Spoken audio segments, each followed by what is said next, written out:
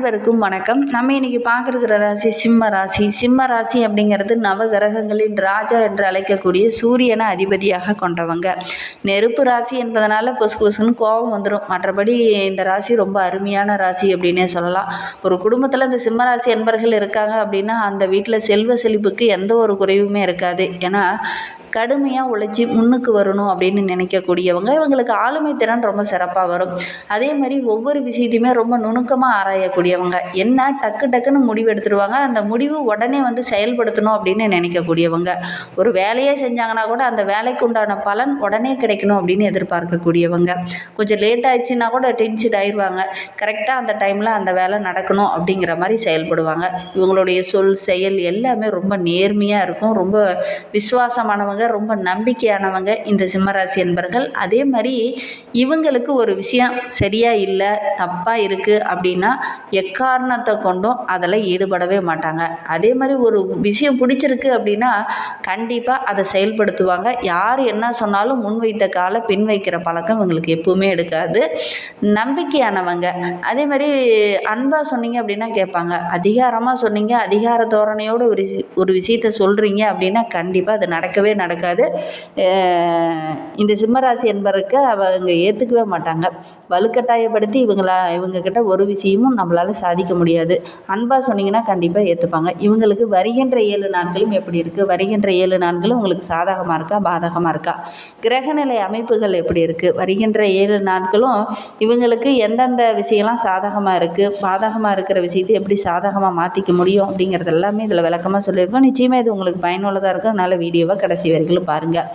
நீங்கள் இப்போ தான் ஃபஸ்ட் டைமாக நம்ம சேனலை பார்க்குறதா இருந்தால் நம்ம சேனலை சப்ஸ்கிரைப் பண்ணிவிட்டு கூடவே இருக்கிற பெல் ஐக்கானையும் கிளிக் பண்ணிக்கோங்க. அப்போ தான் நாங்கள் போடுற ஒவ்வொரு வீடியோவுமே உங்களுக்கு நோட்டிஃபிகேஷனாக வரும். நீங்கள் சிம்மராசி அன்பராக இருந்தால் மறக்காமல் நம்மளுடைய சேனலுக்கு ஒரு லைக் கொடுத்துட்டு உங்களுடைய உறவுகள் வகையிலையோ அல்லது நண்பர்கள் வகையிலையோ யாராவது சிம்மராசி அன்பர்கள் இருக்காங்க அப்படின்னா மறக்காமல் இந்த வீடியோவை அவங்களுக்கும் ஷேர் பண்ணிவிடுங்க.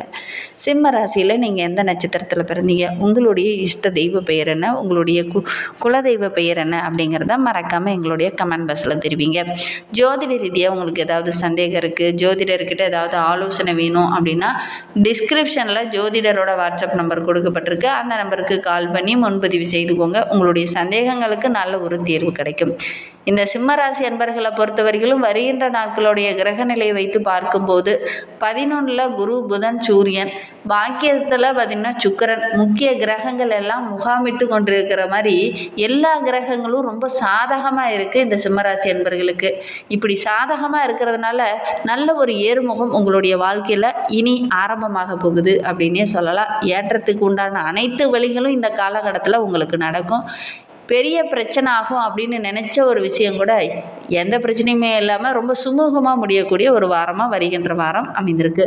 பொருளாதார நிலையும் படிப்படியாக உயரக்கூடிய ஒரு வாரமாக வருகின்ற வாரம் அமைந்திருக்கு. தொழிலில் நல்ல ஒரு முன்னேற்றத்தை இந்த காலகட்டத்தில் நீங்கள் எதிர்பார்க்கலாம்.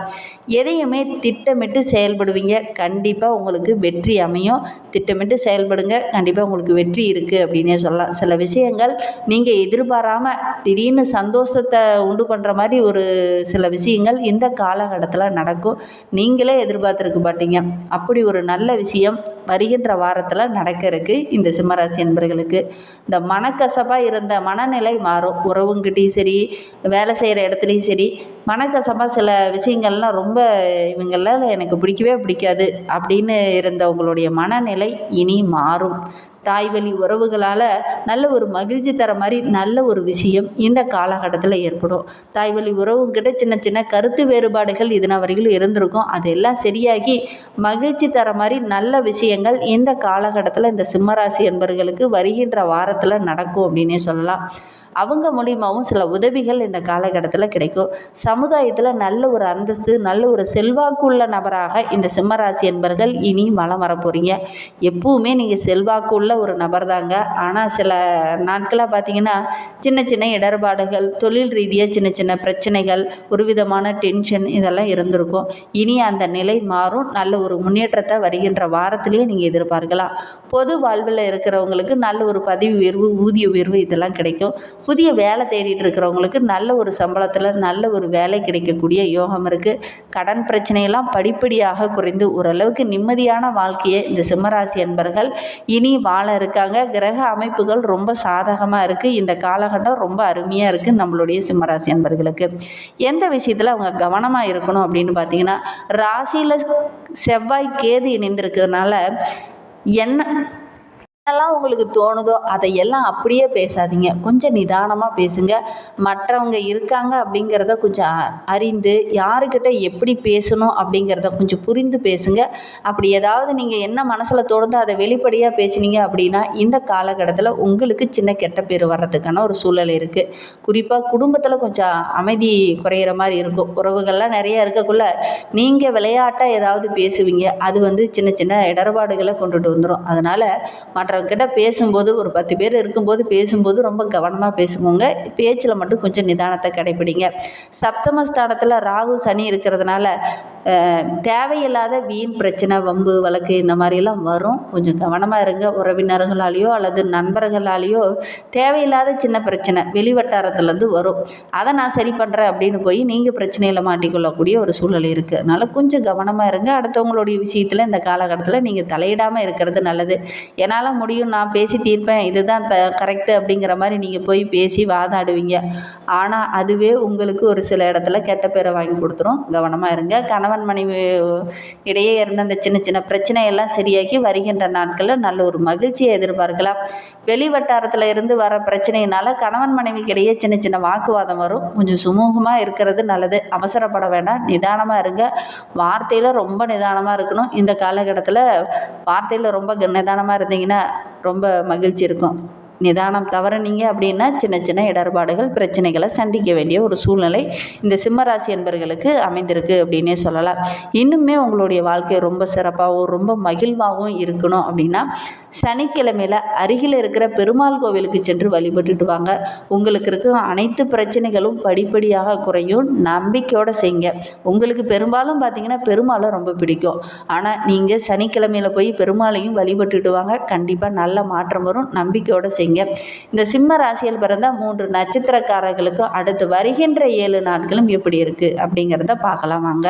சிம்ம ராசியில் மகம் நட்சத்திரத்தில் பிறந்தவங்களுக்கு வருகின்ற 7 நாட்களும் ரொம்ப யோகமான நாட்களாக அமைந்திருக்கு அப்படின்னு சொல்லலாம். ஏன்னா கேது செவ்வாய் இருக்கிறதுனால சின்ன சின்ன தடுமாற்றங்கள் அப்பப்போ வந்தாலும் கூட ஓரளவுக்கு திட்டமிட்டு செயல்படுவீங்க. நல்ல ஒரு சாதகமான பலனை வருகின்ற வாரத்தில் நீங்கள் எதிர்பார்க்கலாம். குரு பகவான் உங்களுக்கு லாபஸ்தானத்தில் செஞ்சிருப்பதனால நீங்கள் எடுக்கிற வேலை எல்லாமே உங்களுக்கு சாதகமாக இருக்கும். அனைத்தையுமே சமாளித்து வெற்றி பெறக்கூடிய ஒரு யோகமான வாரமாக இந்த வாரம் அமைந்திருக்கு அப்படின்னே சொல்லலாம்.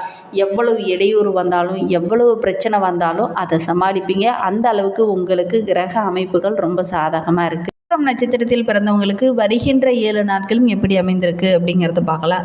சுக்கிரன் உங்களுடைய நிலையை படிப்படியாக உயர்த்துவார். நீங்கள் கேட்ட இடத்துல என்ன உதவி கேட்குறீங்களோ அந்த உதவி கரெக்டாக கிடைக்கும். இந்த காலகட்டத்தில் உங்களால் முடிந்த உதவிகளை மற்றவங்களுக்கும் செய்வீங்க. மற்றவங்களுடைய விஷயத்தை தூக்கி போட்டுக்கிட்டு நானும் எல்லா விஷயத்தையும் கரெக்டாக செய்வேன் அப்படிங்கிற மாதிரி எல்லா விஷயத்தையும் பர்ஃபெக்டாக செய்து நல்ல ஒரு பாராட்டையும் பெறுவீங்க. பொருளாதார நிலை படிப்படியாக உயரும். குரு சூரியன் உங்களுக்கு சாதகமாக இருக்காங்க. வியாபாரத்தில் தொழிலில் நல்ல ஒரு முன்னேற்றத்தை வருகின்ற வாரத்தில் எதிர்பார்க்கலாம். உத்தியோகத்துலேயும் கூட நல்ல ஒரு பாராட்டை பெறுவீங்க.